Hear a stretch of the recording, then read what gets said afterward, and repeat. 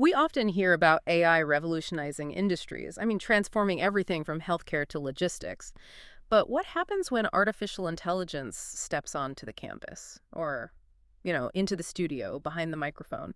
What about the very essence of human creativity? Exactly. And that's what we're doing today, really taking a deep dive into this complex, often pretty contentious relationship between AI and art. We've looked at a whole stack of perspectives, and our mission here is to, well, unpack that central tension.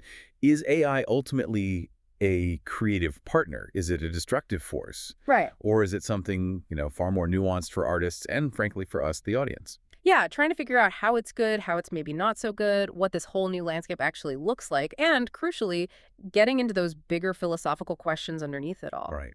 So where do we start? Let's get right into it then. Looking at the material, one powerful argument that really comes through is that AI isn't just another tool. It's becoming, well, a kind of superpower for artistic expression. It seems to be empowering artists in a lot of different ways. Indeed. We've definitely seen how AI can save artists, immense time and effort, streamlining tasks like, say, really intricate shading or complex design elements, which allows them to focus far more on the core creative idea, the vision itself. And it's not just efficiency, is it? The sources suggest it's actually improving artistry for some people. That's right.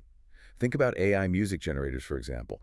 We're seeing artists using tools like Suno, maybe, to create custom music tracks, instead of needing to, master dozens of complex software programs or instruments, which takes years. Yeah, totally. They can generate an entire customized soundscape for a personal project.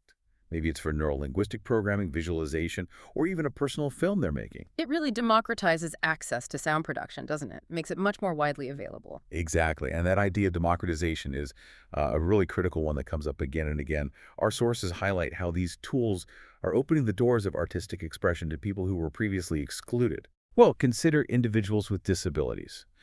Someone who is quadriplegic, for instance. They might now be able to manifest incredibly complex visual art, things that go way beyond what traditional paint and brushes might allow for them.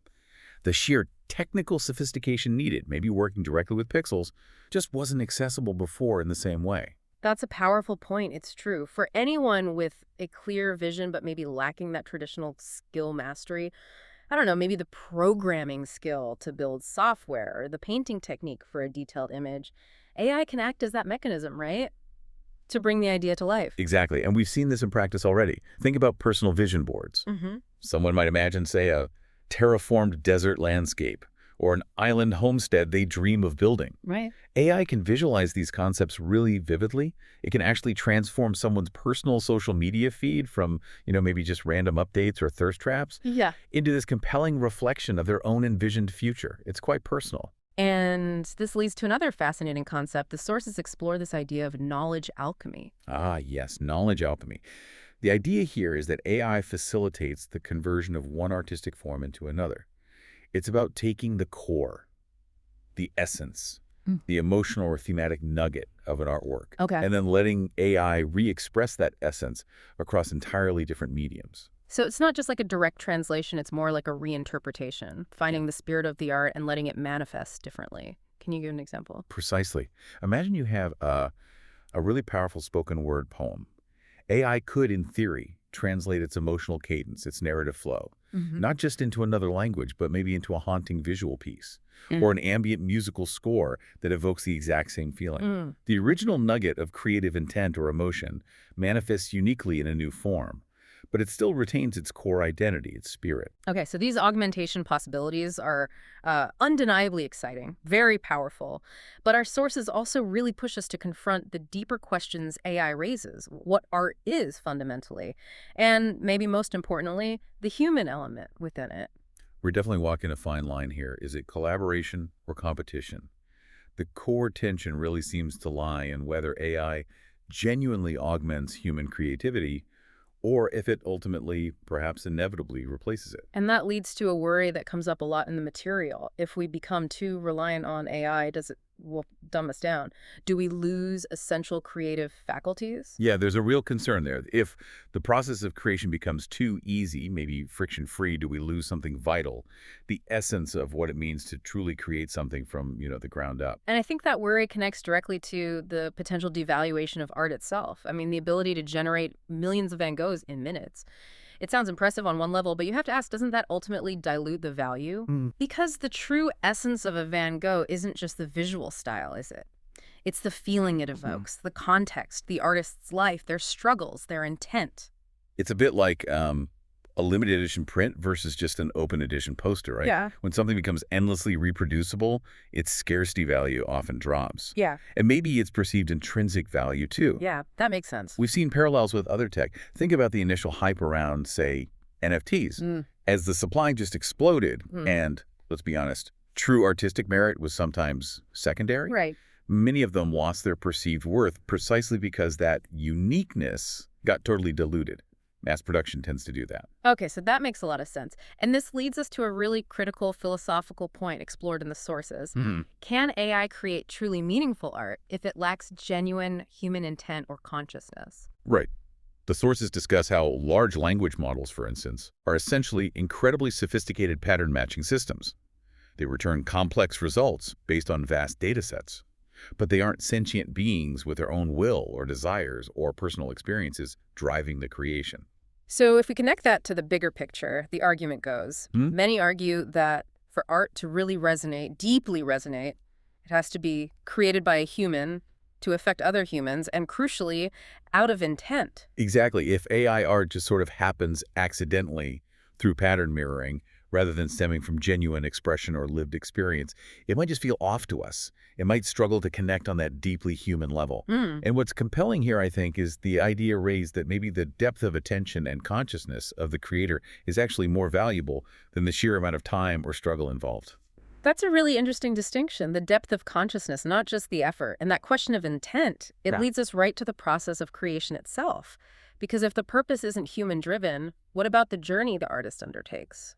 Yeah, the rapid generation of art by AI, it undeniably removes that traditional journey of creation, the hours spent mastering a craft. So we have to ask, is the time, the struggle, the mastery of a medium, is that an intrinsic part of art's value? Or is it only the final output that really matters? Well, some sources suggest that art born from a high degree of pain or struggle often carries this unique, maybe even glamorized quality. It allows us to connect with the human condition, maybe in a particularly profound way.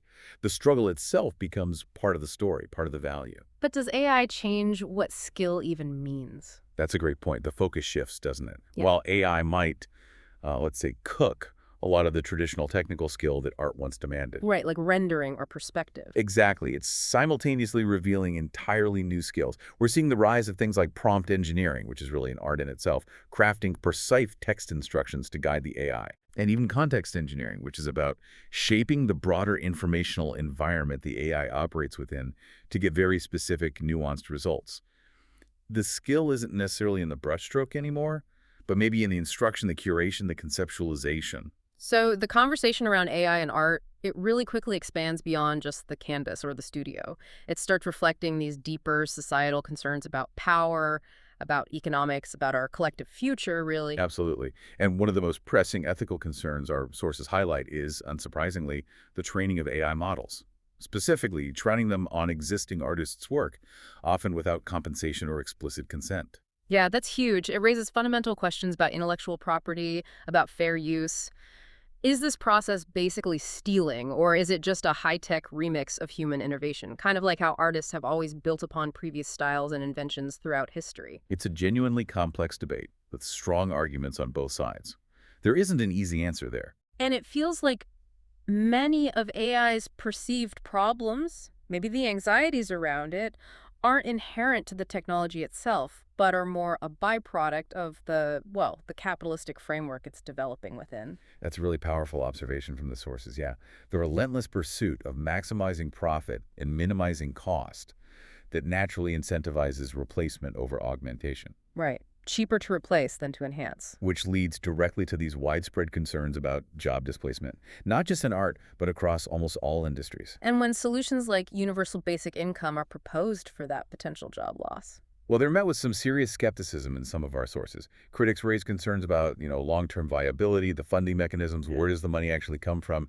Some even go so far as to liken UBI to a kind of gigantic Ponzi scheme, questioning its financial sustainability in the long run. It really highlights the depth of the economic anxieties AI stirs up. And this next section from the sources, it gets into some truly provocative territory regarding power structures.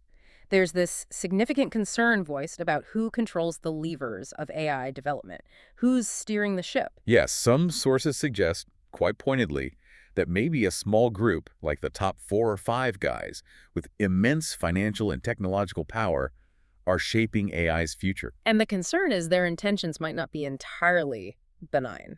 Well, according to this view, the worry is that their goals could potentially lead towards the enslavement of humanity, maybe turning people into a form of property through things like special economic zones. Wow, okay, that's intense. It is. These viewpoints, often associated with what some sources label neo-reactionary philosophies or maybe the Dark Enlightenment movement connected to figures like Curtis Yarvin, they raise this deeply uncomfortable question. Are these incredibly powerful AI tools inadvertently centralizing control in the hands of a very small elite?